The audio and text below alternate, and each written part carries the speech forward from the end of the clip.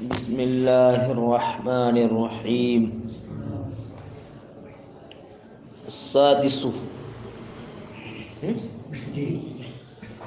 عن أبي هريرة رضي الله تعالى عنه قال قال رسول الله صلى الله عليه وسلم المؤمن القوي خير وأحب إلى الله تعالى من المؤمن الضعيف وفي كل خير احرص على ما ينفعك واستعن بالله ولا تعجز.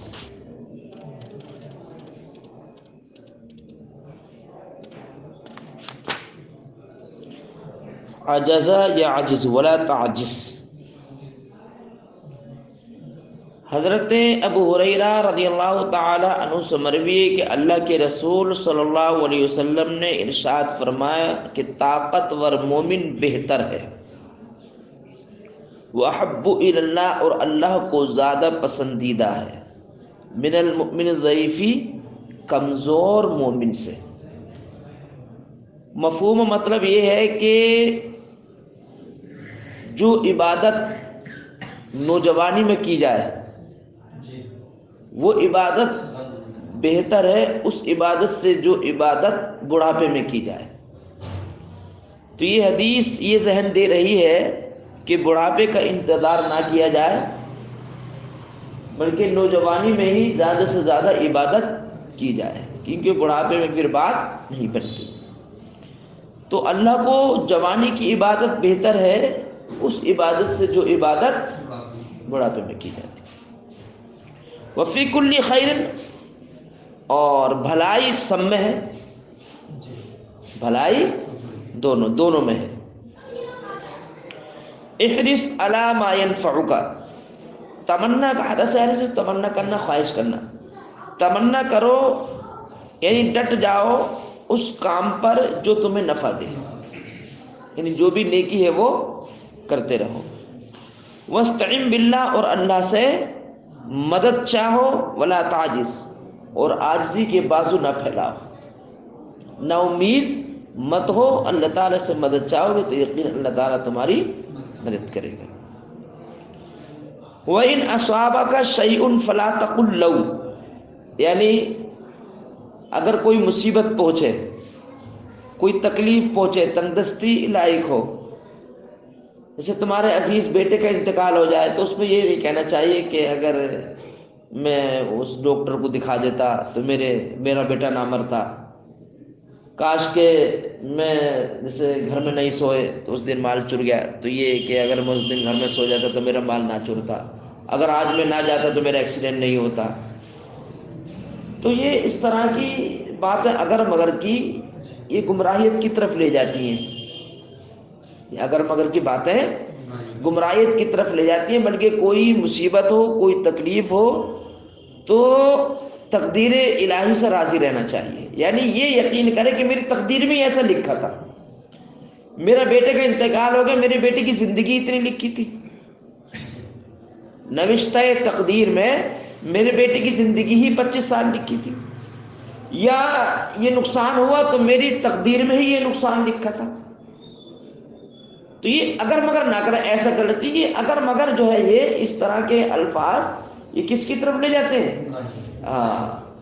اور شیطان کو گمراہ کرنے میں بھی آسانی ہو جاتی ہے ایسے الفاظ سے۔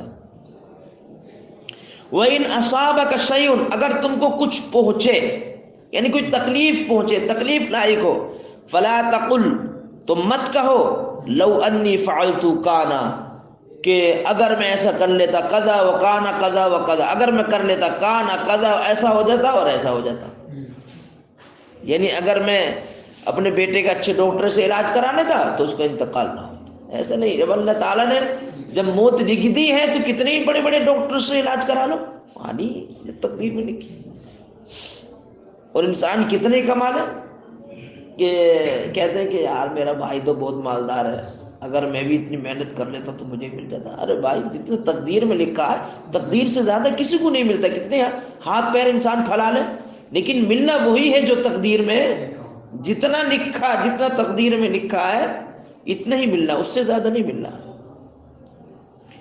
ولیکن قل لیکن کہو قدر اللہ، اللہ نے تقدیر میں اتنا لکھا تھا، وما شاء، جو اللہ تعالیٰ نے چاہا، فعل، اس نے کیا. یہ کو قدر اللہ، ہذا قدر، یہ اللہ کی تقدیر ہے.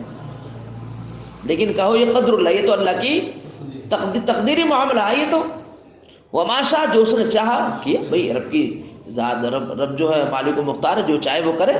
ہم اس کے حکم میں کیا کوئی دم نہیں مار سکتے. کیوں لو مت کہو، کیوں؟ فَإِنَّ لَوْ تَفْتَحُ عَمَلَ الشَّيْطَانِ، اس لیے کہ لو جو ہے شیطان کے عمل کو کھول دیتا ہے. شیطان کے عمل کو کھول دیتا ہے مطلب کیا ہے؟ گمراہیت کی طرف لے جاتا ہے. شیطان کو اگر مگر سے آسانی ہو جاتی ہے تم کو گمراہ کرنے میں، اس لیے اگر مگر کے لفظ نہ بولیں. اگر مگر کے لفظ جو ہے یہ گمراہیت کا دروازہ کھولتا ہے. رواہ مسلم، اس کو روایت کے امام مسلم. السابع عنہ، 7ویں حدیث سے 19 مروی. کن سے؟ حضرت ابو ہریرہ سے. ان رسول اللہ صلی اللہ علیہ وسلم قال، کہ اللہ کے رسول صلی اللہ علیہ وسلم نے ارشاد فرمایا، حجبت النار بالشہوات وحجبت الجنت بالمکارہ، یعنی جنت کو ڈھانپ دیا گیا شہوتوں کے ذریعے، جہنم کو دوزخ کو ڈھانپ دیا گیا شہوتوں کے ذریعے، اور جنت کو ڈھانپ دیا گیا ہے بالمکارہ، ناپسندیدہ چیزوں کے ذریعے. اس کا مطلب یہ ہے کہ انسان اور دوزخ کے درمیان خواہشات نفسانیہ حائل ہے. انسان کو جہنم میں جو داخل ہونے سے روکے ہوئے ہیں وہ کیا ہے؟ خواہشات نفسانیہ. ان خواہشات نفسانیت کا ارتکاب کر لیتا ہے تو گویا پردہ ہٹا، وہ جہنم میں داخل ہوا. جو علماء بیان فرماتے ہیں شہوات سے مراد ہے چوری، زناکاری، بدکاری، عیاشی، جھوٹ، چغلی، غیبت، شراب نوشی. یہ تو تمام کیا ہے؟ شہوتیں ہیں جو انسان اور دوزخ کے درمیان کیا ہے؟ پردے کی طرح حائل ہے. اور جب ان چیزوں کا ارتکاب کر لیتا ہے تو گویا وہ جہنم میں گھس گیا، پردہ ہٹا دیا اسے. اسی طرح انسان اور جنت کے درمیان جو پردہ حائل ہے وہ کس کا؟ مکار، دشواریوں کا.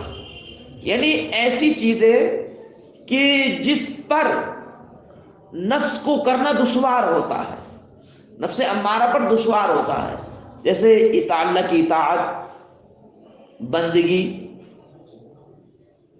اور تلاوت قرآن، اوراد و وظائف، ذکر و اذکار. یہ تمام وہ چیزیں ہیں کہ انسان ان چیزوں کو اپناتا ہے تو نفس پر دشواری پڑتی ہے، انہیں پسندیدہ نظر آتی ہے نفس کو. تو ان چیزوں کو اپنا لے تو وہ جنت میں داخل ہو جائے گا. پردہ ختم، جنت میں داخل. جیسے دل چاہ رہا ہے کہ روسٹیڈ کھاؤں آج، نفس تو یہ چاہتا نا، اور تم کھاؤ چٹنی، تو دشواری تو گزرے گی نا نفس پر. روسٹیڈ نہیں سمجھتے؟ متفق علیہ، اس پر کیا ہے؟ اتفاق کیا گیا ہے. وفی روایتی لمسلم، امام مسلم کی روایت میں حفت یہ بھی ہے، یعنی حجبت کے بدلے میں، بدلہ حجبت کی، اس دو معنی ایک ہی ہے. وہ بھی معنی اور اسی کے معنی میں ہے، یعنی حفت بھی کیا ہے؟ اسی کے معنی میں.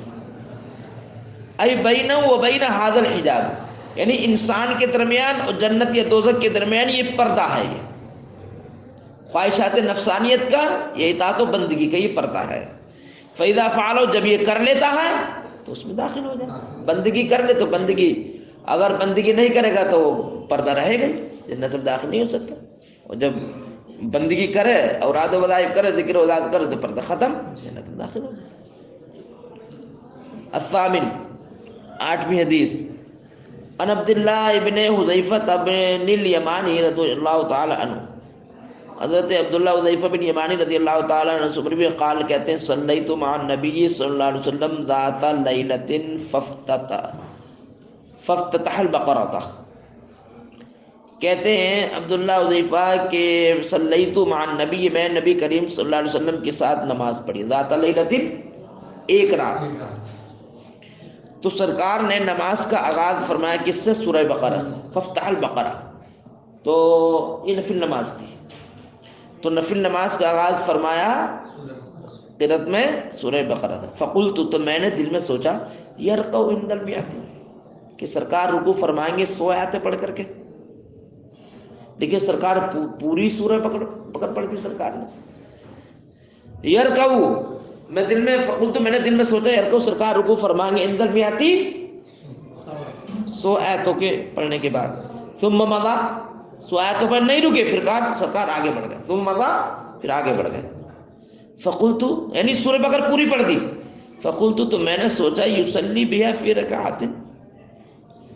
کہ سرکار اس کو پڑھیں گے پوری ایک رکعت میں، سورہ بقرہ کو پڑھیں گے پوری ایک رکعت میں، فمضى، پھر سرکار آگے بڑھ گئے، فقلت، تو میں نے دل میں سوچا یرکع بها، شاید اس کے اختتام پر رکوع کریں گے، سورہ بقرہ کے اختتام میں نہیں، ثم افتتح النساء، پھر سرکار نے سورہ نساء شروع کر دی، فقرأ، پھر سرکار نے سورہ نساء بھی پوری پڑھ دی، ثم افتتح آل عمران، پھر سرکار نے آل عمران بھی شروع کر دی، فقرأ، پوری آل عمران بھی پڑھ دی، یقرأ، سرکار پڑھ رہے ہیں مترسلا، حال اسی سے دھیرے دھیرے، ترسل دھیرے دھیرے، سرکار پڑھ رہے ہیں مترسلا ترتیل کے ساتھ، اذا مر بآیت فیہا تسبیح سبا، یعنی سرکار جب ایسی آیت سے گزرتے جس میں تسبیح ہوتی تو تسبیح پڑھتے، یعنی سبحان اللہ کہتے، جس آیت میں تسبیح کا ذکر ہوتا تو اس پر کیا کہتے؟ سبحان اللہ، پھر تلاوت کرتے، وَإِذَا مَرَّ، اور جب سرکار کسی سوال کے پاس سے گزرتے تو سوال بھی کرتے، سوال والی آیت کے ساتھ، وَإِذَا مَرَّ بِتَعَوُّذٍ، اور جب سرکار گزرتے تعوذ کے پاس، تعوذ تو اعوذ باللہ، یعنی پناہ طلب کرتے شیطان سے، ثم رکع، پھر سرکار نے رکوع کیا، فجعل، سرکار نے پھر کہنا شروع کیا سبحان ربی العظیم، تو کہہ رہے ہیں سرکار کہ یہ رکوع بھی کتنا لمبا تھا، کہنا فکان رکوع نحو من قیام، سرکار کا رکوع بھی قیام کے مانند تھا، اتنا ہی لمبا تھا، تو گویا یہ حدیث دلالت کر رہی ہے مجاہدے پر، کہ سرکار اتنا لمبا مجاہدہ فرماتے تھے، اتنا چلہ کیا کرتے تھے، اتنا بڑا بڑا، ثم قال، پھر آپ نے پڑھا سمیع اللہ لمن حمدہ ربنا لک الحمد، ثم قال طویلا قریبا مما رکع، پھر سرکار نے لمبا قیام کیا، قریب قریب رکوع کے، جو رکوع کیا نا اسی کے قریب قریب، ثم سجد، پھر سرکار نے سجدہ کیا، فقال، پھر آپ نے پڑھا سبحان رب الاعلی، فقال سجودہ قریبا من قیام، سرکار کا سجدہ بھی قیام کے قریب قریب تھا، تو گویا یہ حدیث جو دلالت کر رہی ہے اس بات پر کہ سرکار دو عالم صلی اللہ علیہ وسلم کتنی عبادت کرتے تھے، کتنے بڑے عبادت گزار تھے، اور کتنا بڑا چلہ فرمایا کر مجاہدہ فرمایا کرتے تھے۔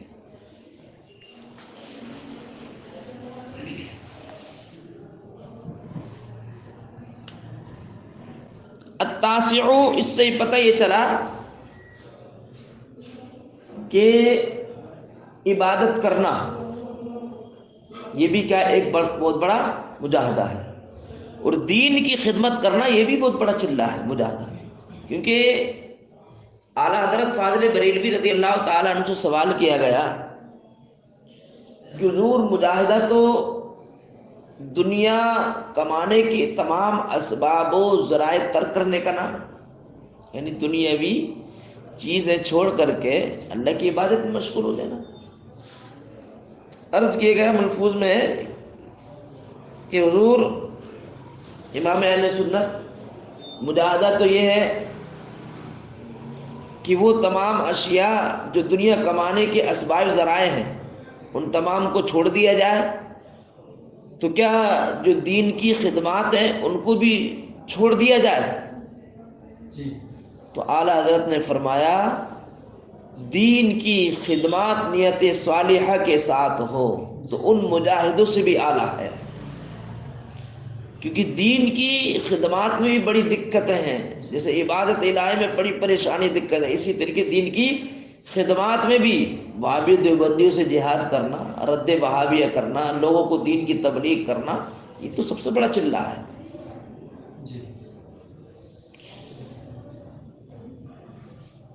تو اب ڈھونگے پیروں کو، ڈھونگی جو پیر ہیں جو چلے کرتے ہیں، ان کو فوقیت جتانے کی ضرورت نہیں ہے علماء پر، کہ علماء کچھ نہیں کر رہے ہیں۔ دین کی خدمت سب سے بڑا چلہ ہے۔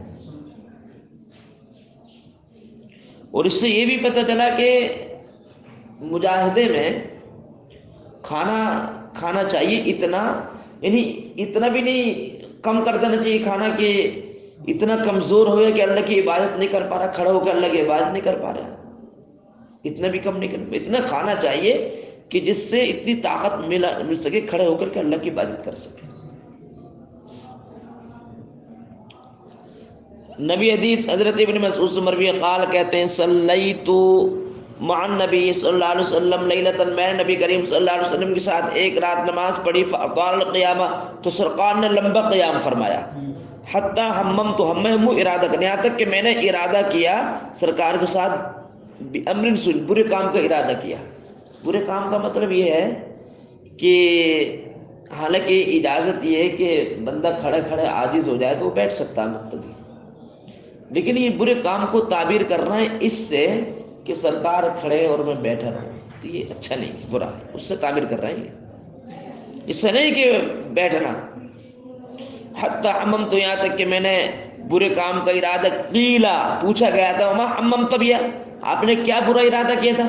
قال، کہتے حممت ان اجلس، میں نے ارادہ کیا بیٹھنے کا، ادعاہ، اور سرکار کو چھوڑنے کا، سرکار کو، تو یہ میں نے اپنے آپ میں برا سمجھا کہ سرکار کھڑے رہے انہوں بیٹھ جاؤں، کہ اشراء کی نوری سے دیکھ رہے ہو کیا اوپر؟ متفقون علیہ، اس حدیث پر اتفاق کیا گیا۔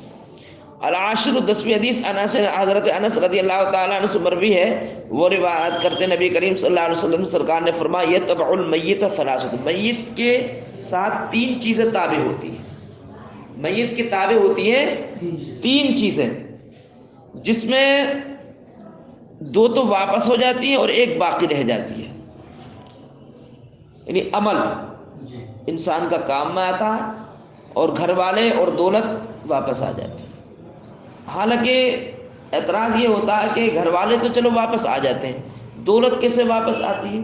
تو یہ عرب کے رواج پر ہے، عرب میں دستور تھا پہلے کہ جب میت جب گھر سے نکلتی تھی تو گھر کی ساری دولت قبرستان لے کر کے جاتے تھے اور ساتھ میں واپس لے آتے تھے، تو عرب کے رواج کے مطابق ہی، اب نہیں ہے ایسا کہ دولت بھی قبرستان لے کر کے جائے۔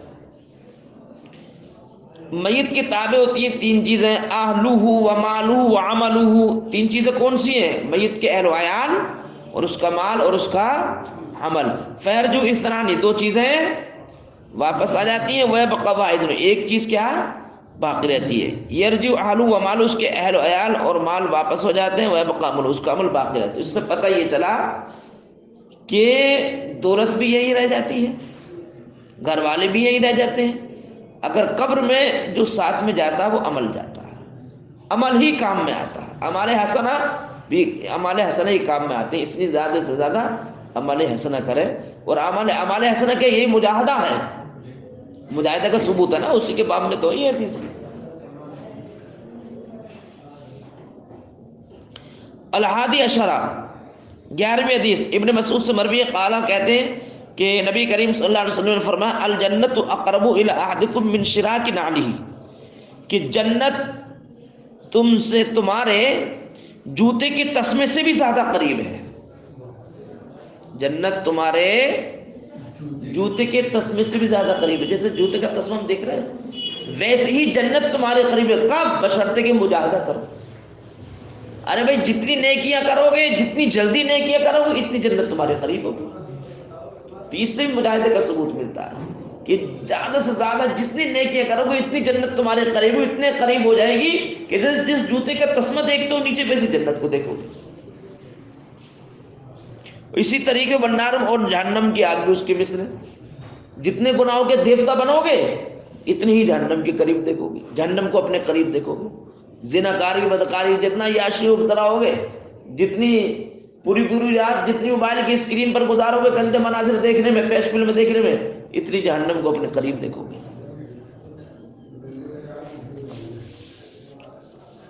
الثانی عشرہ، یہ بہت مشہور حدیث ہے، 12ویں حدیث ابھی فراش ربیعہ سے بن کعب اسلمی سے مروی ہے، کون خادمی رسول اللہ صلی اللہ علیہ وسلم، اللہ کے رسول صلی اللہ علیہ وسلم کے خادم ہیں اور اہل صفہ میں سے ہے۔ صفہ کا ایک چبوترا تھا جس پر نبی کریم صلی اللہ علیہ وسلم غربا فقیروں کو جو ہے تعلیم دیا کرتے تھے، انہی میں سے یہ بھی ہے جو دین سیکھتے تھے۔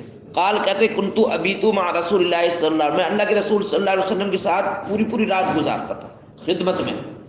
فاتیتو بوضو، سرکار کو وضو کا پانی لا کر کے دیتا تھا، سرکار کی خدمت میں وضو کا پانی لاتا تھا۔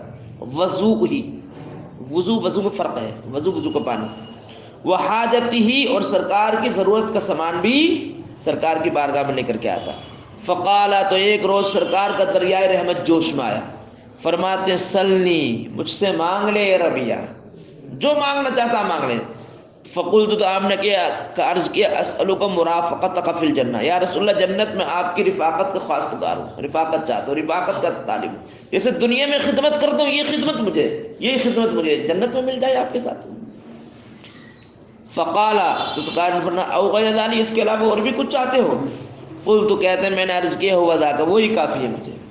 قال، تو سرکار نے فرمایا فعنی علی نفسک بکثرت السجود، ٹھیک ہے میں تمہارے لیے دعا کروں گا، تم بھی کوشش کرو۔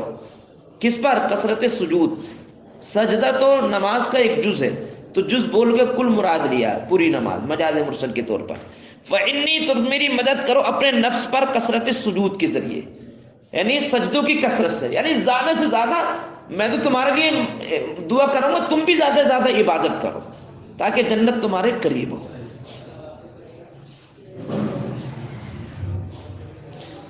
چلو یہ ابھی دوسری آسانی اسی کے تعلق سے حضرت 13ویں حدیث عبداللہ ابن یقال سے مروی، عبداللہ سے مروی یقال کہا جاتا ہے ان کو، ابو عبد الرحمن ثوبان بھی، یہ کون ہے؟ اللہ کے رسول صلی اللہ علیہ وسلم کے غلام ہیں۔ قال کہتے ہیں سمیت رسول اللہ، میں نے اللہ کے رسول صلی اللہ علیہ وسلم کو یقول فرماتے ہوئے سنا علیک بکثرت السجود، علیک اس میں فعل ہے، تم پر لازم ہے سجدوں کی کثرت، خالی سجدے تھوڑی، عربی جز بول کے کل مراد لیا، نمازوں کی کثرت۔ فَإِنَّكَ لَن تَسْجُدَ لِلَّهِ سجد، اللہ کی ہرگز تم اللہ کے لیے ایک بھی سجدہ کرو گے، نفی مل کر اس بات، جیسے ایسا نہیں کہ میں نہیں جاؤں گا، تو ضرور جاؤں گا، اس نفی مل سے الا رفعک اللہ بہ درجۃ، مگر اللہ تعالیٰ اس کے ذریعے تمہارا ایک درجہ بلند فرمائے، ایک عبادت کرو گے، ایک نماز پر ایک درجہ بلند، اور ایک گناہ اللہ تعالیٰ مٹا دے گا۔ وحط عنک بہ خطیۃ، اور اس کے اس سجدے کے ذریعے ایک گناہ تمہارا ایک خطا مٹا دے جائے گا۔ رواه مسلم۔ چلو یہ جو ہے دوسری حدیث یہ بھی سن لو، یہ ہے 14ویں حدیث ان ابو صفوان عبداللہ بن بشر الاسلمی سے مروی، قال کہتے ہیں اللہ کے رسول صلی اللہ علیہ وسلم نے فرمایا خیر الناس من طال عمره وحسن عمله، لوگوں میں سب سے بہتر وہ ہیں کہ جن کی عمر لمبی اور اعمال اچھے، حسن عمل اور اعمال اچھے۔ گویا درازگی عمر بھی اللہ کی ایک نعمت ہے جو سب کو نصیب نہیں ہوتی، کیونکہ لیکن کس کی نعمت ہے؟ جو نیکیاں کرے، اللہ کی عبادت کرے، کیونکہ لمبی عمر ملے گی تو اللہ کی زیادہ عبادت کرنے کا وقت ملے گا، تو اس لیے درازگی عمر دراز بھی کیا ہوگی؟ نعمت ہے اللہ بندے کے لیے۔ کس طور پر؟ کہ عبادت کرنے کے لیے اللہ کی عبادت کرنے کے لیے زیادہ وقت ملے گا۔